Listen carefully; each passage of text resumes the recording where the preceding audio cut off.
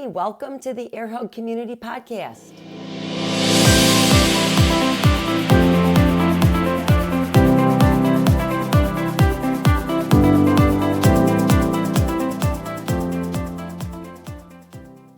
Hello there and welcome or welcome back. If you are new here, this is the Air Hug Community Podcast and I am your host, Judy Arizosa. I am a midlife lady who is someone who loves to share stories from myself and special guests that reflect on just how midlife really goes, not how we think it should go. We talk about the good, the bad, the messy, the ugly, the wonderful, all the emotions. And this is a place where we actually can grow from our experiences. So welcome. I'm glad you're here. Let's get started. Hello again. Okay, I'm going to start today's episode and tell you, I had no idea how I was going to start this episode. And then it's really weird. I woke up this morning and I remembered my dream, and I'm going to share it with you. It's really hard to explain, but bear with me because you know how dreams are. They really don't make sense, but you wake up sometimes and they're like just so like in your face, right? And that's kind of how I feel about this dream. So my sister had given me, for some reason, a gift of 3 cookbooks. And one was an old family cookbook, and on the name was Lucy Sicanolfi. Now, first of all, that was my maiden name, our maiden name, Sicanolfi, but I don't know of anyone named Lucy. I knew of other Lucys in our family, but not Sicanolfi. But anyways, so I don't know who that is. But inside that cookbook, I opened it up in my dream, and there were some odd recipes written with limited vocabulary, as if like English were not their first language. And then on one page, it started talking about family. And so it got away from recipes, and it talked about little Judy as in a small child. And it said little Judy was very inspirational. Then little Judy came to life in my dream, and she was maybe 3 or 4 years old. She smiled at me, and we played footsies, like feet to feet. And I kept trying to call for Ed to meet her because I was thinking to myself, this is me as a little girl who has traveled through time to give me a message. And I kept calling for Ed, and the words got stuck in my throat. And I was never really able to get the words out to tell him in my dream that, hey, I really want you to come and meet this little Judy. And I think what she was put there was to remind me that I do love myself. She was very inspirational. And I remember I wanted to play with her. I didn't want her to leave, and I wanted to play, for some reason, this airplane game that my father used to play with us. He would lay on his back and put his feet up in the air, and we would hold hands, and then we would put our belly on his feet, and he would like put us up in the air like we were flying in an airplane. And I was like, come on, let's play this airplane game. And she kept smiling me and just nodding, and she never really said anything. It was like this nonverbal communication that you are just fine and you're doing great and you do love yourself. And I kept thinking, yes, thank you so much, but could we please play the airplane game? And she just kind of smiled. And I think once I understood, there was this very strange nonverbal communication that, thank you so much for reassuring me and letting me know that I'm on the right path, that I do love myself. I had this intense feeling of joy, and literally I blinked and she was gone. And once again, I tried to call for Ed and to tell him about it, but of course it didn't happen.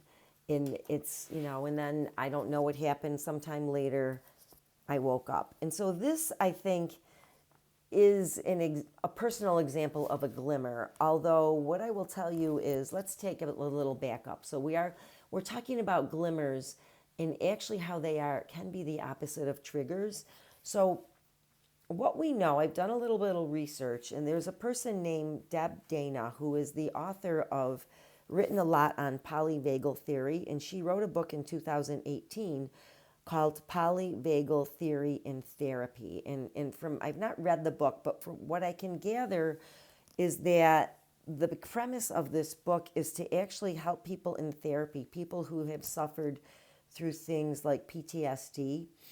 And the premise is that our biology is set up, we are wired so that we do not discount the suffering that happens in PTSD, right? Post-traumatic stress disorder, or what, I think that's what it is.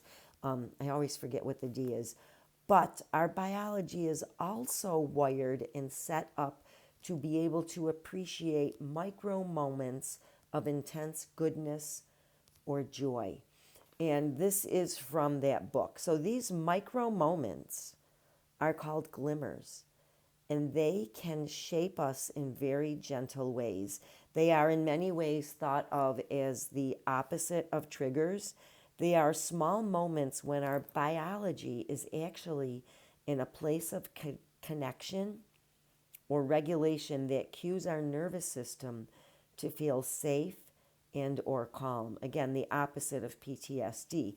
And this concept has been shared all over the world, but most recently it's been shared on TikTok. I mean, I'm not saying that makes it valid, but it's been shared. One post alone has over 80,000 likes, and there are several other posts with several thousand likes. And what we do know about glimmers and how they affect us is that they bring joy and happiness. They spark ease or relaxation or a sense of safety or connection or calmness. And it's an overwhelming feeling that the world is okay, even for that brief moment. And that is how I felt in that dream. And so now I didn't find any evidence of glimmers being found in dreams. That was just my own experience, and this is me interpreting that. But what I did find is that glimmers can be found when you're in nature or in the presence of a pet, on the smile of a stranger, or you can experience a glimmer when hearing music. And I think that's probably a very relatable one. You hear a song on the radio and it takes you back to a time that you remember to be intensely happy, or maybe the music from a parade or church bells. I think a lot of us can relate to that. It's that we feel this something that happens inside of us. It's actually an energy that happens around the glimmer, and our brain senses it and feels it. Now, it could be just a mindset, it could be an opinion, or it's a theory, so we can't really prove it or disprove it. But it's happened way more than to be just a coincidence.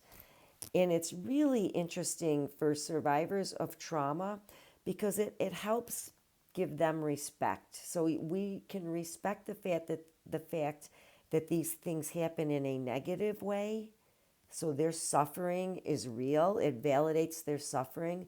But it also helps to understand that our biology is also wired. So number one, that we don't discount true suffering, but we also can feel super joyful, even if only for micro moments. So it's interesting that our brain naturally works to look for the bad in things. And that's a good thing, right? So that we can be on the lookout for danger and keep ourselves safe. Of course, in prehistoric times, danger might have meant a prehistoric tiger, wanting to have us for dinner. But I can think of a time, and this sticks out profoundly in my memory, when I had that looking out for the bad. So we had been in Boston. I was in Boston with my kids visiting. My one daughter was already in college there. My younger daughter, if I remember this correctly, we had gone to go visit schools after she had been accepted, who decide where she wanted to choose for school. So she was supposed to be staying in the hotel with me, but she asked if she could spend the night in the dorm with her sister. And I thought, well, okay. So we were within walking distance.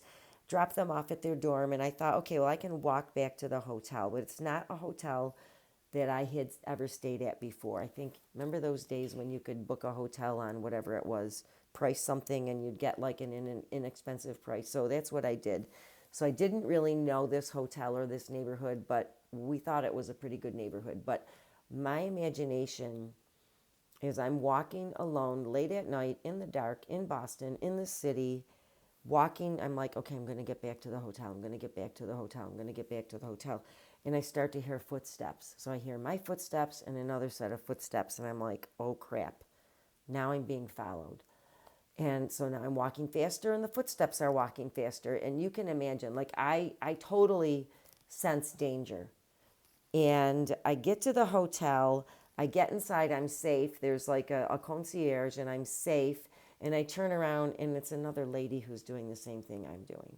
For all I know, she left her kid in a dorm too, but I didn't bother to ask. I just kind of laughed to myself and thought, wow, you really, really took yourself down a dark path in your brain on that one. But that was my brain looking out for the bad and trying to be like careful. And I have to tell you, actually, that feeling stayed with me the whole night. It was just kind of a creepy hotel, and just being alone in it. You know, they had like old curtains and that kind of thing, and it was a very old urban hotel. But anyways, I hope you get the feeling, right? Once you recognize that feeling, you know, you have to understand that we're wired for that. Well, we are actually wired for glimmers too, and we just have to learn how to embrace them. And once we recognize one, we actually can look for more.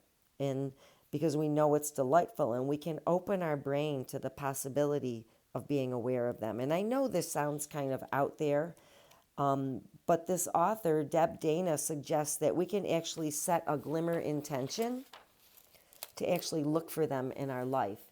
And it can be a challenge for people who have lived through one or more traumas, but it can be a challenge for anyone. She also suggests that maybe we journal about a glimmer that happened and just keep our eyes open to the possibility of it. So I don't know how you feel about that, but I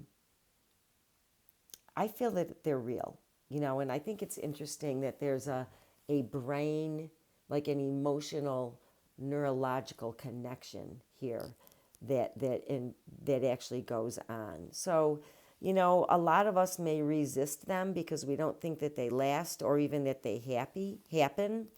Another issue is that we might feel guilty about enjoying them when we're going through a hard time, right? Like if we're supposed to be in mourning or having a terrible time in our life, who are we to enjoy a moment of great joy, right? But Deb Dana, that we actually embrace them when they happen and just literally go with the flow. Allow them to happen. And that alone is a mindset shift that can open us up to a positive impact on our mind and on our health. So it's just a great break from uncomfortable emotions. And I think it's really interesting. So I thought it would be nice to get this person on as a guest, but and I did contact her, but her schedule did not allow for it. So I just thought, and I just wanted to bring it up and chat about it and see what you thought about it. So, you know, there's no lesson here. It's just kind of a shared thing. And a glimmer is a glimmer. So if you are lucky enough to sense one, maybe in some great music that you hear, or on the smile of a stranger, or while you're out for a walk.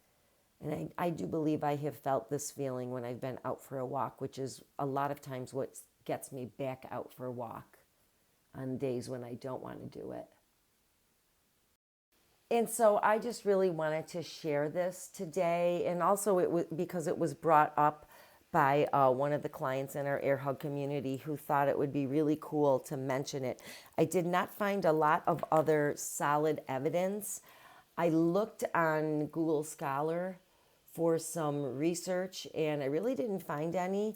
But you know what? Not everything has to be rooted in research. This could just be an entire mindset theory. And so what if it is? It could give you some joy in your life. And so I think when we look for joy, we can find it.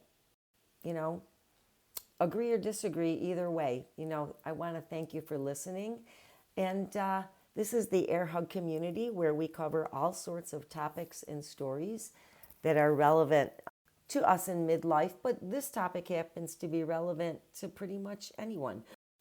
So I would like to thank our member Terry for bringing this up and asking us to talk about this today. And if you have a story or a topic or a guest that you think would make an awesome conversation over here in the Air Hug community, let's chat about it and get you or them on, because what we want to talk about is what you want to hear about. So thank you so much for listening to the Air Hug Community Podcast, and you can find a new episode back here on Tuesdays.